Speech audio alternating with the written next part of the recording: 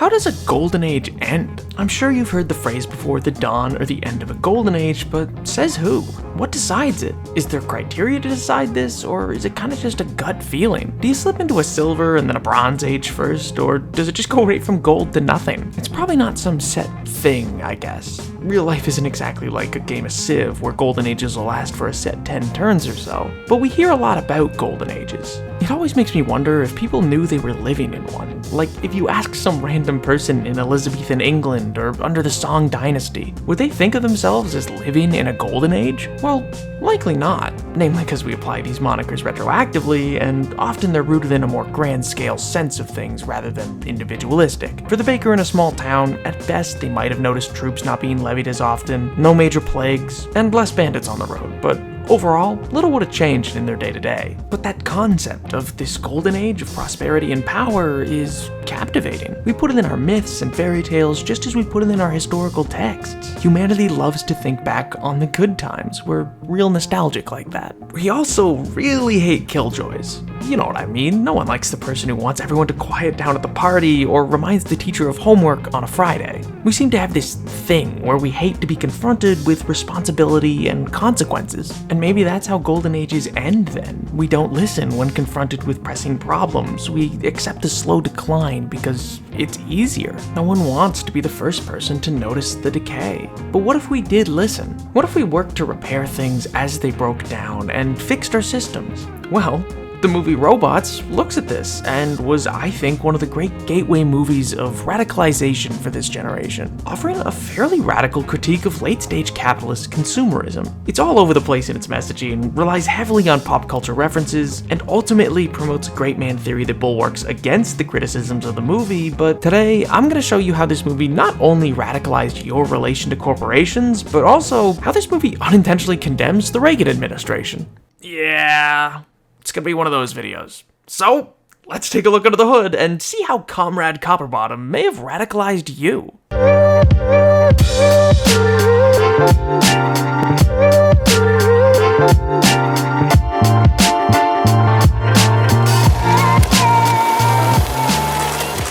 Okay, so to start, we need to first tackle how insane a movie Robots actually is. Now, you might remember it as being a little quirky with some fun set pieces and some silly characters, but by God, this movie is off the wall crazy, especially the more you actually look at it. We open in Rivet Town, which is meant to be a picturesque small town that's this robotic homage to the Golden Age of America, with diners, crossing guards, and a 50s style that's just very unmistakable. But all of it is robotic, or well, most of it is. This movie plays incredibly fast and loose with what is and is not a robot. Like, there's robots that are basically one-to-one humans, like Rodney's parents, Herb and Lydia, and then there's animal robots that are clearly not the same processing power, we'll say, as the rest of the robot society, which, you know, fair enough. But then it gets weird when the fire hydrant, mailbox, and lampposts are all robots too. Like, is this robot's whole existence just the sidewalk? Like an unmoving but fully feeling being, conscious of the world around it, able to engage the world verbally, but never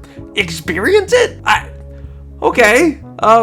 Anyway, outside of the weird dynamics that sets up, we see Herb and Lydia build a kid, Rodney, and we get this smash cut of him growing up, learning new things every day, but from a very early age, he's being inspired by one robot in particular, BigW, the head and founder of BigW Industries in Robot City. Rodney is a character infatuated by invention, and BigW's slogan, see a need, fill a need. Rodney's set up as a character to be an idealist, hooked early on into the belief that fairness and morality are common shared experiences, and that invention and industry are meritocratic and exist to benefit the many over the few, which is great messaging, but ultimately untrue as Rodney grows up to see. When Rodney's inventions got him in trouble at work, he decided the big city was for him, and he heads out to go make a name for himself and meet BigW. But arriving in Robot City, he soon learns things aren't exactly what he thought they'd be like, which is a tale I'm sure you've heard 1,000 times, so we won't spend too long on the idealist coming to the big city part of the story. but this is where we start to meet the rest of the supporting cast, particularly Robin Williams' Fender, who's, overloading with comedy along the way. Rodney eventually gets to the famed gates into BigW Industries though, where the doorman Tim from BigW's show quite literally slams the door in his face. And let me just tell you, between Tim and a man who quite literally wants to chop up other robots and turn them into marketable upgrades, Tim is the bigger villain of this story. Ratchet is just a ruthless businessman with maternal issues. Tim's a jerk, man. But anyway, Rodney still tries to get into C BigW, only to be met with the villainous Ratchet, who has replaced BigW as head of BigW Industries, casting aside the mottos of old to instead favor a production line of upgrades. Why fix what's broken when you can get something new? And here lies the crux of the movie's story, a fight against consumption and greed. Now, this movie isn't what I'd call deep and complex for its story, but it does definitely explore some interesting themes here, particularly in the context of when it came out. In 2005, the economy was still mostly booming. Unemployment was down across the board, mortgage rates were below 5%, the cost of living was way up, and wages had stagnated, but hey, YouTube just launched, and Tom Cruise, he jumped on a couch or something. Overall though, things were looking up economically, so far as Wall Street was concerned at least, so a central theme of anti-overconsumption is curiously set against the prevailing economics of the day, because consumerism was the core of economic growth, and the idea that overconsumption was a problem, or that it was better to fix things than buy something new, was antithetical to the early 2000s. This was America's peak of Hummers, Black Friday mobs, and supersized meals. Consumption was very much in vogue, so the villain's motives here are interesting. The whole villainous plan of Ratchet and his mother, Madame Gasket, is to cut the supply and quality of spare parts to the public, and to flood the market exclusively with upgrades, and upgrades for those upgrades, and so on and so forth, so that the bots that cannot afford to keep up with the constant changing trends will be outmoded, chopped up, and melted down to fuel the upgrade machine. Overconsumption is demonstrated here as literally eating the impoverished to feed the unending appetite of the wealthy elite. And the movie does a pretty good job of demonstrating at a small scale how this problem affects the average bot by bringing us back to Fender. Fender, in scrounging for parts with his found family, finds himself with a broken neck joint. He attempts to go get a replacement, but with Ratchet having cut off spare part supplies, he's kinda out of luck. A part that otherwise was affordable and would have kept Fender going is suddenly no longer available, and only the expensive upgrades he doesn't want or need are. It's an instant cause and effect that demonstrates a sudden outmoding of thousands of bots. What makes this poignant is that the movie isn't trying to say that upgrades for innovation is a problem. Rodney's whole character is to be a catalyst for change and innovation, but despite their propagandized name, these upgrades are shown to not be innovative. They're not providing a better experience or improving the lives of bots that get them. Any additions are shown to be effectively superficial. They're just expensive for the sake of being expensive, and so cutting off the spare part industry is only aimed at expanding profit margins. And that is what the movie itself is condemning, but I think this movie can be read to go farther than even that. Despite the ending we get from Robots with the triumphant return of BigW reinstating a spare part production, and Rodney being named successor to BigW Industries, this movie kind of unintentionally argues that systemic change is the only real change that matters, because ultimately, nothing truly has been fixed here at the end. Nothing's been done to prevent this problem from happening again. And all the power is still with the few. I mean, what does Rodney being in charge really fix? Because he could get disillusioned just like Ratchet, and Ratchet wasn't the problem at all. He was just a symptom of a failed system. Okay, you're probably wondering, what on earth am I talking about? Maybe if I have a sprocket loose in my head, but bear with me. Bad jokes aside, the main villains of Robots were Ratchet and Madame Gasket, serving as living or, mechanical embodiments of greed and moral indifference. They cared only for profit and viewed outmodable bots as standing in the way of that profit and progress, so they're certainly characterized as the villains, but outside of the attack on BigW in the boardroom, they didn't actually do anything seemingly illegal. Because stopping production of spare parts, while morally problematic, wasn't a crime of any sort. The private enterprise of BigW Industries isn't required to produce spare parts, as evident by how the salesman didn't even bat an eye at the change. He just told people, well, no more spare parts, but hey, I got these upgrades if you can afford them. The new sweepers were bigger and more violent, but sweepers also already roamed the streets of Robot City, so they're clearly a known quantity within the world, and we even watched them pick up living bots like Fender, so that wasn't a crime either. But maybe that's part of the problem. You can't derive a moral stance from what is legally permissible. Laws are not inherently moral, and robots, perhaps unintentionally, underscores this fact. But it also brings up a whole other element of the movie, which is, who exactly is BigW? No, seriously, who is this guy? Like, is he the president? A king? Why does he seemingly run the entirety of Robot City, but also have a late night show? I mean, like, there are elites in this world, we know that from the fact that Rodney pretends to be one to get into the BigW ball, which also kinda wild that the royalty can just beat their staff. I mean, it kinda seems like a nefarious cabal might be running the show here, but seriously, who is BigW? Like, Hersheytown aside that Robot City is, BigW presents a real problem in this world. One that I think makes Robots a semi-radical movie in how it approaches its protagonists and its antagonists. Because fundamentally, he makes the same decision again that caused the problem in the first place. He's known Rodney for all of a couple days tops, and names him the successor of his company? Which, once again, may in fact be the government of this world? That's unclear. Because BigW Industries seemingly runs everything and decides who lives and dies with impunity. Guys, I really do think we maybe want to look again at how much power we gave to the domino-loving guy. But putting the pin in that, he names Rodney his successor, and realistically, isn't that kind of just what he did with Ratchet? Sure, we don't see it happen, but Ratchet clearly exudes some level of importance above the average board member, enough so that it let him stay in charge when BigW was away. What if Ratchet was just another one of those inventors that caught BigW's eye like Rodney? But then, what stops Rodney from repeating the process? BigW himself acknowledges that all Ratchet really did was sway the board and ousted him, causing him to give up and hide away. So, what exactly safeguards the company from Rodney also doing that? Seriously though, what prevents it all from happening again? It might sound like a nitpick, but I think it gets at something deeper that the movie skirts around as an idea. That the movie is all really an allegory for the inherent problems of unregulated capitalism.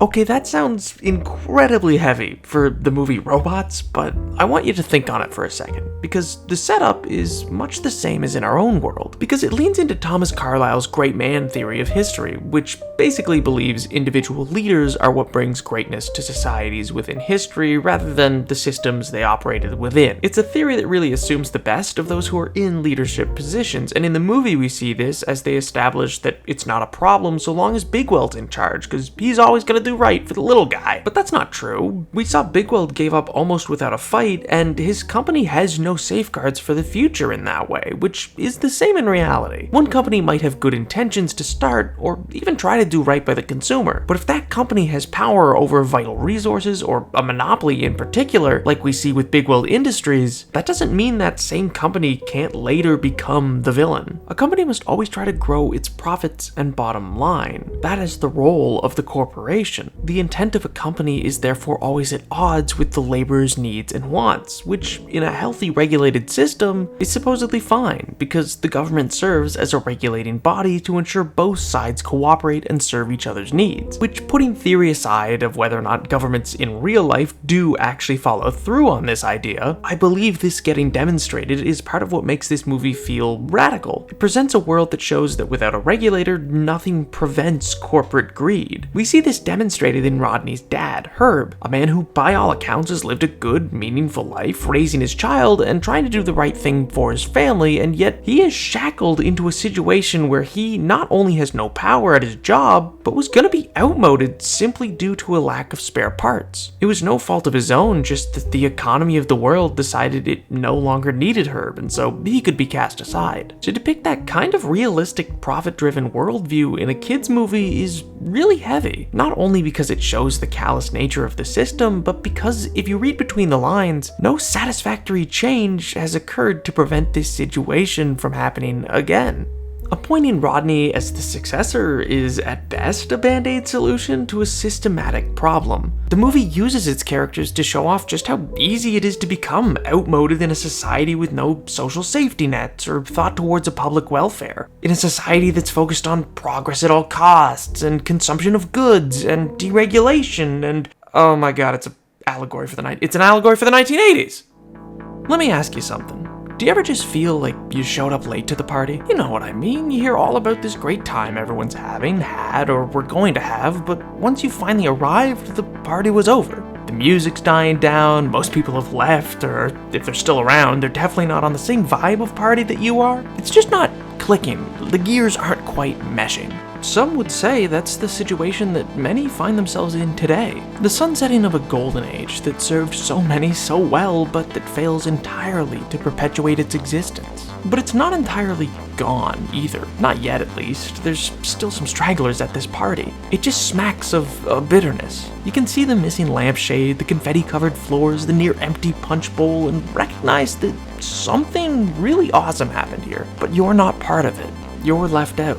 And yeah, that feeling of the party ending, that's thanks to the 1980s. It might sound like a stretch to connect this to the movie Robots, but the 1980s were one of those definitive points in time, particularly in the Western world, that fundamentally changed how the world would work. With the dawn of neoliberalism and the rise of Ronald Reagan and trickle-down economics, the resulting death of the liberal consensus, it changed society forever. First though, that's a lot of terms I just threw at you, and I promise this does connect to the movie, just give me a chance to lay the groundwork. For that, I'm going to focus in on what some of these terms mean broadly speaking. The easiest way to do that is probably to start with what I mean by the term liberal consensus. This was a system that purportedly believed in protecting individual rights and providing a good standard of living to all. In America, following the end of the Second World War, both major political parties, for the most part, rallied around the ideas laid out in the New Deal, a piece of legislation proposed in the 30s. This consensus between the parties was an acceptance of a modest welfare state and anti-communist domestic and foreign policy. But that part's not important to our purposes. For us, we're namely focusing on how it aimed to combine benefits of free market and some interventionist domestic policies. Regulations, basically. It was the idea that the government should exist to prevent corporate abuse of the worker and should invest in the worker, a bottom-up economic strategy. This largely governed the economy for the period of 1945 to roughly 1980. That's how you had a 91% tax rate on millionaires in the 50s. And while it wasn't perfect for the most part, combined with a post-war economic boom, this investment in working people led to what is known as the Golden Age of Capitalism. This ended in the latter half of the 1970s when the government decided to replace this with new theory that, in the words of historian Heather Cox Richardson, quote, concentrated on the supply side of the economy, that is, by making sure government policies supported people with money, because those people with money, first of all, will have supposedly earned it in this ideology, and they will be much more efficient at using their money than government bureaucrats. By deregulating the economy, it will free up more money for them to invest in the economy, which will in turn improve the economy. This was known as supply-side economics. This new theory, importantly, is predicated on the idea that the wealthy will invest in and take care of workers without regulation, and that the bump to the economy this deregulation will bring would trickle down into the hands of workers who can then spend their new earnings as consumers.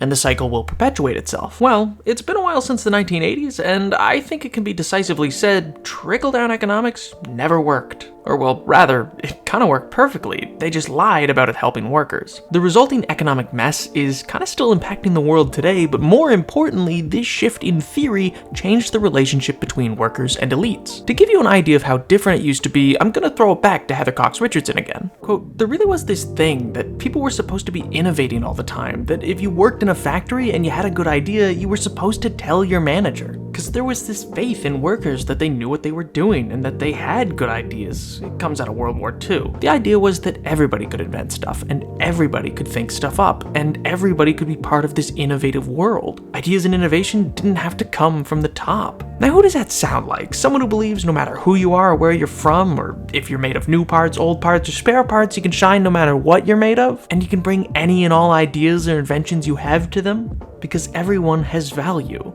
In this movie, Big Weld is the embodiment of this classic ideal of the Golden Age of Capitalism. His purported defeat by Ratchet and the new cutthroat vision of Big Weld Industries is symbolic of exactly what happened to the industrial landscape of America. Honestly, I could draw a comparison from Ratchet to Jack Welch, but that goes way outside the scope of this video. But hey, if you ever want to know why companies today all focus on shareholders and infinite growth, you can blame Jack Welch, baby! That man was a monster. But anyway, the promise of that golden age where you could make a name for yourself by working hard, and where jobs would support workers with the ability to not just subsist, but thrive and follow passions, and that you should be able to support yourself and raise a family on your income. These ideas, while seemingly fantastical today, were a reality for a great many decades. And I know that many of you will think that it's absolutely laughable to connect that to robots, but BigW himself references it in the movie when he tells Rodney there's no fight left to be had, when he tells him, quote, "The world you're looking for no longer exists." You missed it, kid. And that is the line that I believe holds the most radicalizing tone, because it rings so true for so many who grew up with this movie. The echoes of a golden age still ringing throughout a society surrounding millennials, Gen Z, and Alpha, a promise left unfulfilled. Just like Rodney, they showed up to BigW Industries just to have the door slammed in their face, get laughed at, and be told that those days are over. That's no hyperbole either. Numerous statistics have noted over the last few decades that the quality of life and expectations of subsequent generations post-Golden Age have been left lacking. But I guess the question that leaves us with is, so what? What's the point? Well, this video has challenged me in some ways as I explored it. I think the topic got under my skin while I wasn't paying attention. When I first drafted this video, I had kind of just intended to explore how radical a movie I felt Robots was, because anytime I thought back on it, I remembered it as being a movie that made me question things. But as I've more or less laid out, I don't know if I can say that radicalization was done with intent on the part of the creators here. But I also don't know if that matters. I think this movie stands out as a point of interest for me because it is somewhat indicative of a shift that was going on in children's media at the time. By 2005, we were getting more and more complex stories, often with a focus on really heavy topics. I've talked before about movies like this with Lilo and Stitch and Brother Bear, but also this shift can be seen in television with Avatar and The Clone Wars telling increasingly politically charged stories. The shift didn't start with the 2000s, it was the 90s where you really start to see the uptick in more mature storytelling for children's entertainment, but I still think it's worth noting that this shift happened, because the media we consume often impacts our worldviews and how we engage in society. So in examining a movie where the protagonist is confronted with these moral issues and systemic problems, I think it's worth asking, what was the movie saying to us? What, if anything, was the message and takeaway from Robots? At the start of this video, I said I wanted to see how Rodney radicalized you, but with that question, I think I'm speaking to a topic beyond Robots itself, and more to how changes in children's entertainment have worked to offer more radical messaging as time has gone on. But is that messaging really radical, or has the status quo shifted since the 80s to make the shows of the 90s and 2000s seem extreme and radical? I don't know, if I'm honest. The decline and end of a golden age is a grand-scale idea to try to combat. It's a larger conversation than we have time for, and larger than I set out to tackle, or could tackle, I think, in a YouTube video. This whole video is ballooned in scope anyway. I mean, we talked about the Reagan administration, for God's sake, but I think, even if unintentionally, this movie serves as a radicalizing story. You may disagree with my connecting the world of robots to the real-life implications of the 1980s, but what is clear is that the movie condemns corporations that put profit over people. That was the problem with Ratchet. His sole defense of his actions to BigW was quite literally, "You can't fire me, this company's never been so profitable." This movie came out though when that was still thought as a cartoonish villain to some extent. The idea that corporations would be so cold and callous to condemn people to squalor and outmoding simply to protect profit margin? It was cartoonish, but now when we look around at a landscape with mass layoffs accompanying record profits, and fights in courts for the rights to repair, and bailouts of banks that gamble with your family's livelihood, and maybe this story doesn't seem so fictional anymore. And maybe that's scary. So maybe you want to see radical change to that. I think this movie is all about chasing that radical desire, making changes to the status quo. It constantly refers to taking the plunge and actually getting up and going out to try. Maybe your efforts will fail, maybe you'll run into an obstacle along the way, but the messaging here is to try and try again. The theme of innovation and invention in Robots is more than just a story beat. It's a call to action on the part of the viewer. It's classic messaging to call out injustices you see and make an effort to right wrongs. I mean, that can be traced back to G.I. Joe after-school specials. It's who the villains are, but more so what they represent that's radical. The movie's message is to fight for a world taken from you. It's lofty, but just because the sun of a golden age set doesn't mean you give up on the arrival of a new dawn. And really, it all boils down to one exchange in this movie. A radical call to action where it's said, fighting never solved anything, but quitting's not so productive either. And I kinda like that. I'll see you next time.